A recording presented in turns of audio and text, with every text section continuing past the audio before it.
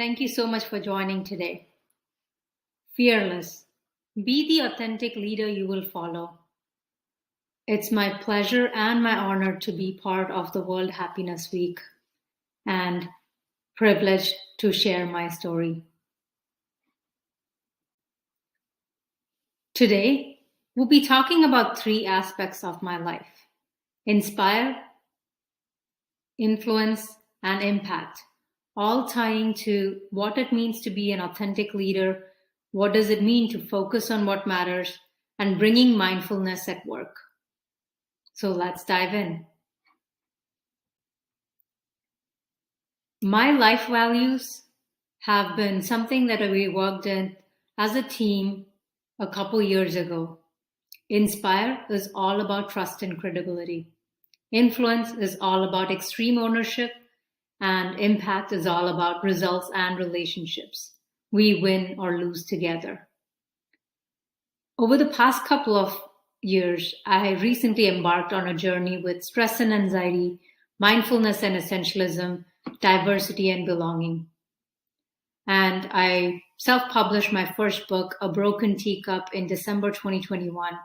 And my current book, Fearless, Be an Authentic Leader You Will Follow, in Feb 2022.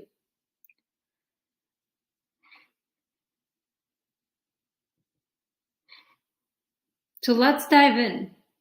What is inspire, influence, and impact mean for meaningful work, for bringing work together and being part of a group together? How can we reconnect? Let's start with inspire. Leadership is a privilege. We all have the opportunity to be part of teams, to be part of communities, to be part of workplaces. Here are 6 steps that have helped me be an authentic leader and always try to bring the best in each other. I'm passionate to empower teams and mindful souls to be their best. First is embrace your curiosity. Curiosity is what got me first excited when I started working on my team, when we were working on a new platform story.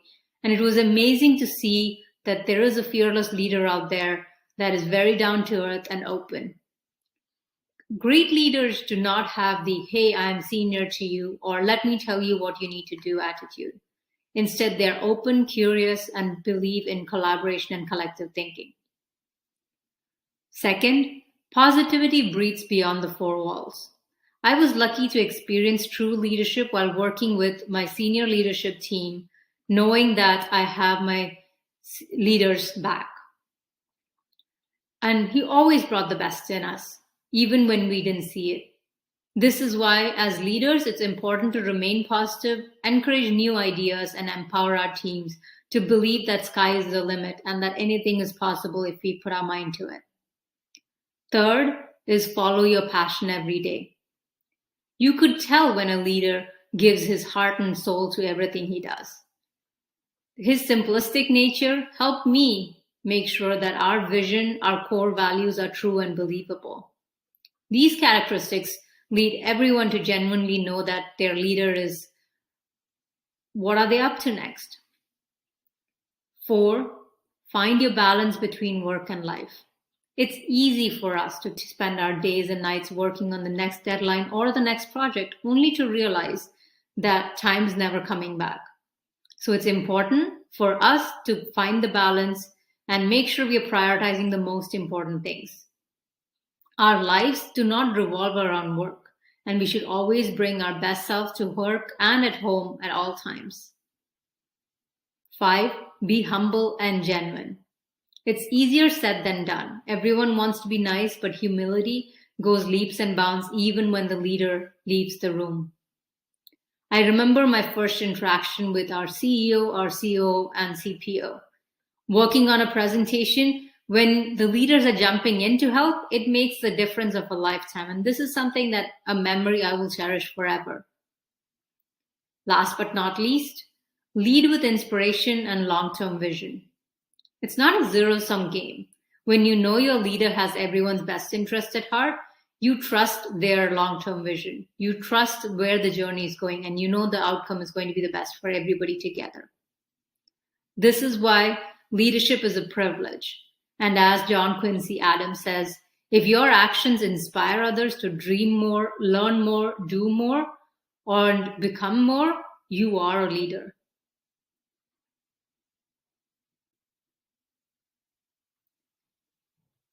Every day as a leader, we are fortunate to inspire our team towards a shared vision, influence different teams to make the right decisions, and have an impact on our customers and company growth. In our workshop, I'll be sharing the GROW model and personal OKRs to bring this to reality, so definitely check it out. GROW is about goal, reality, options, and what's next. And then we'll create our own personal OKRs just like we do for our business so that we can drive accountability and make sure that we are working towards the right goals. Influence. Let's focus on what truly matters. These are 5 steps that I've taken to make sure that I'm focusing on the right thing. This quote, the pessimist complains about the wind, the optimist expects it to change, the realist adjusts the sails, couldn't be put any better. And this is a quote that I came across in a museum in Chicago and it's stuck for good. This is a mantra that I've been aspiring to every day. Earlier, I was often the pessimist finding faults in everything, and now I'm working my way to be that true realist who's adjusting and making sure that I understand the context. There have been times when I think I don't know that whether I have the time to find a strategic view or that we're often too busy to do what we always do. The outcome is that we always get what we always got. And I believe that we should always challenge the norm and open our minds to learn new things. And guess what? You'll be amazed by the new perspective and clear thinking. So, fascinated by habits and patterns, I started to observe my day to day, to find value in what I'm doing as much as what I shouldn't be doing. Little did I know that mindfulness practices that I brought into my life over the past few years were researched and tested and proven methods by Cal Newport in his book Deep Work. It brought joy to know that these are the steps to a fulfilling career, to remove busyness from my work dictionary, and also a good place when you know that your day is worth, and focus on the one thing that you must say, when I complete that, that's a successful day. So this is one step to finding one day at a time, one mindful movement, and step forward.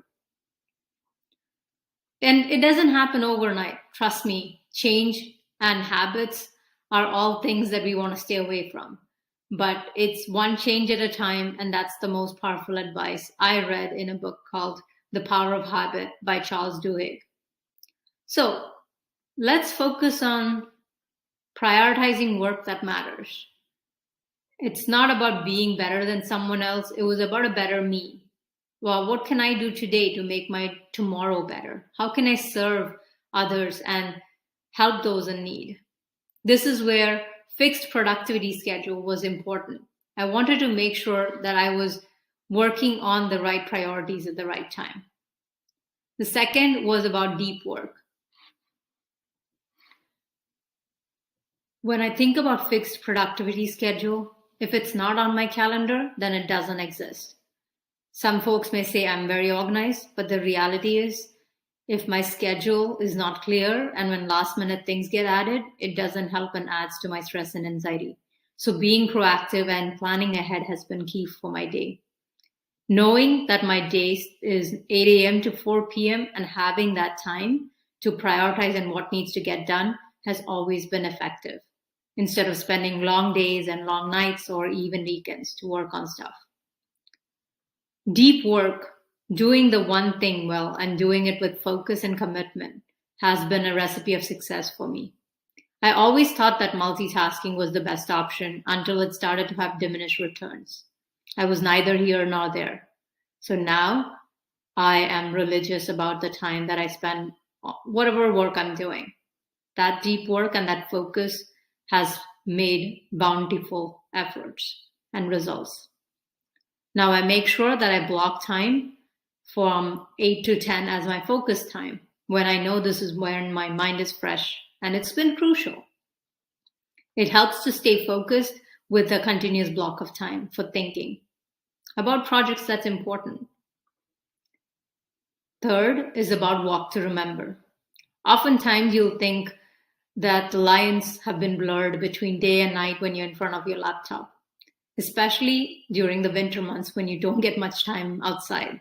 But the reality is, when I walk, that's the best time when I'm actually running processes behind in my mind without even realizing that I'm finding solutions and solving problems without sitting in front of work. So a walk can give a new perspective, and that's a clarity that gives you quality of work and even in a time sensitive schedule. Notifications. When my day used to be decided by constant pings and notifications, it didn't help. So I decided to delete all the email and social media apps from my phone.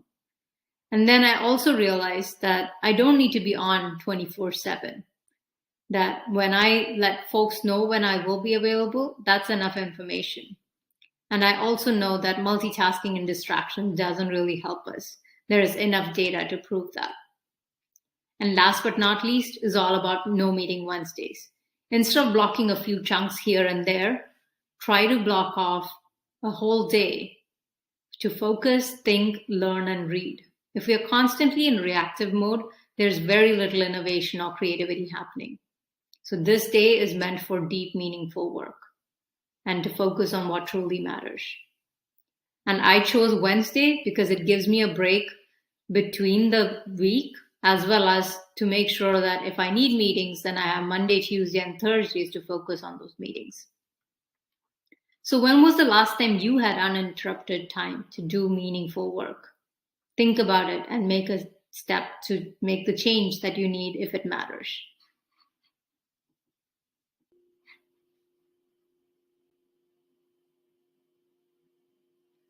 And so when I cannot reason with my mind, I write with my heart and soul. Inspired by Simon Sinek and the book Start With Why, I started to ask why for everything we did.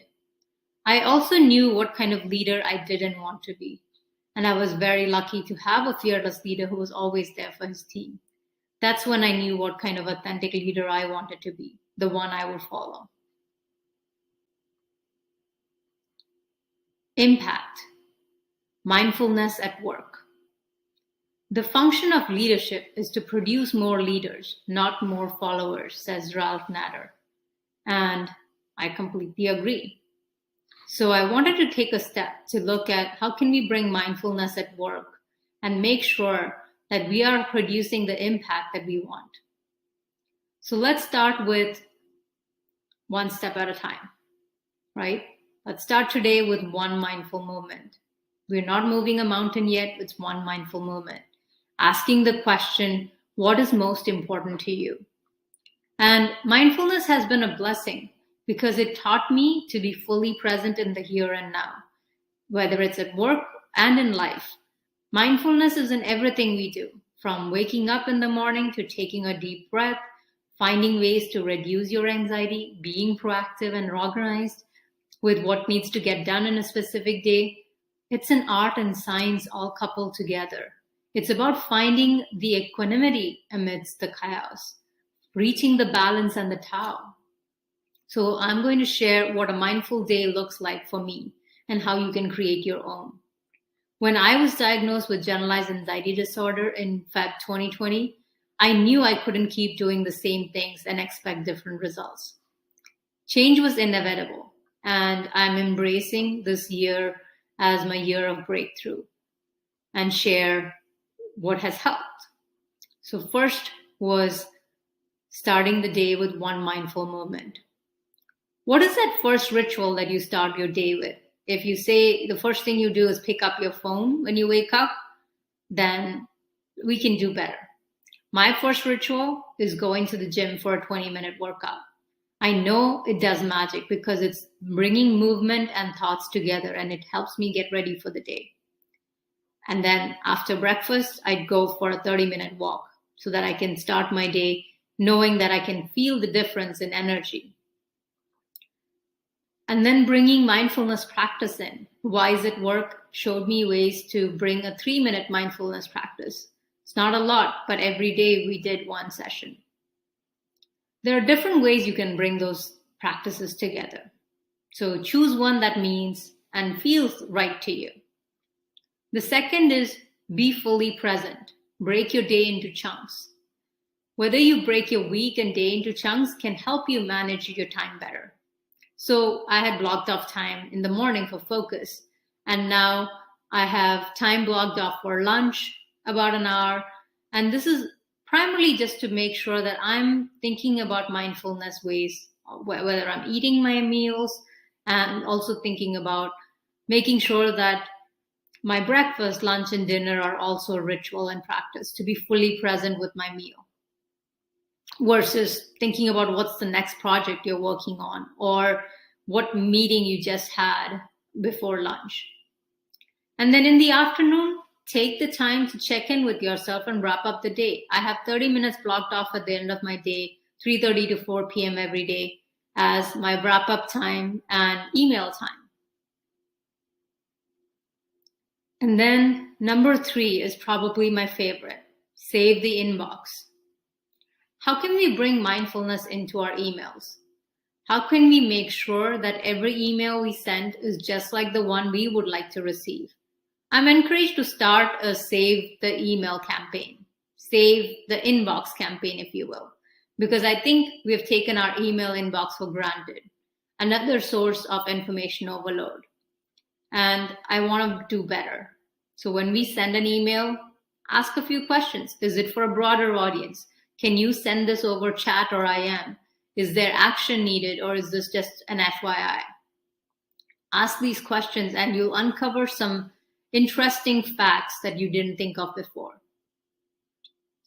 Time off and vacation. If you feel like you're on autopilot and this year feels like a lot because we didn't really have vacation and time off, then I highly encourage you to take your deserved time off and vacation. Whether you realize it or not, your body and mind needs them. So make it count. And last but not least, essentialism for your mind, body, and soul. We'll be talking more about this tomorrow in our session on day 2 for Thrive at 9 a.m. Eastern. And the best action plan starts with wisdom. What shall I do on Monday? So ask yourself, what do you plan to start on Monday?